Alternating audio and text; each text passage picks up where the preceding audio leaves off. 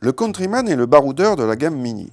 Cette deuxième génération, lancée début 2017, a beaucoup grandi pour atteindre 4,30 m de long, ce qui en fait la plus grande des Mini actuelles et a un SUV comparable en taille au Jeep Renegade, Honda HR-V ou Opel Mokka-X.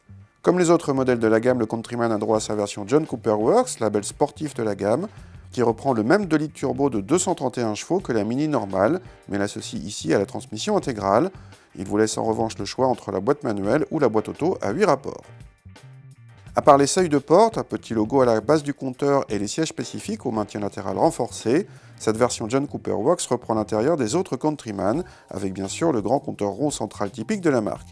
La qualité de présentation est bien meilleure que sur la génération précédente. À l'arrière, on trouve une banquette coulissante et la meilleure habitabilité de la gamme Mini, avec des chiffres proches de ceux d'un Qashqai pour l'espace aux jambes.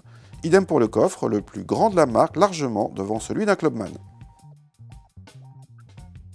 Le 4C1 Turbo se montre plutôt discret, sauf en mode sport où il émet quelques rares gargouillis à la décélération. Les 231 chevaux octroient de bonnes performances, encore heureux, mais le caractère linéaire du moteur laisse sur sa fin en sensation. La boîte auto est rapide et douce, mais sa gestion n'est pas adaptée à une conduite sportive. Au volant, on retrouve la direction directe typique de la marque, mais l'engin pesé à plus de 1,6 tonne par nos soins manque d'agilité et fait sentir une certaine inertie. Ce Countryman est rapide, efficace, mais pas sportif malgré un amortissement ferme.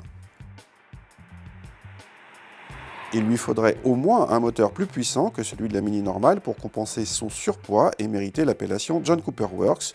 Du coup, les 42 000 € demandés pour cette version avec boîte auto nous paraissent largement injustifiés. C'est au passage le modèle le plus cher de la gamme Mini. Si le Countryman vous plaît et que vous attendez un minimum de performance, la version Cooper S nous paraît bien plus homogène, avec déjà 192 chevaux et seulement 1 seconde de plus au 0 à 100 par rapport à notre modèle d'essai, mais plus confortable et moins cher de 8 000 €.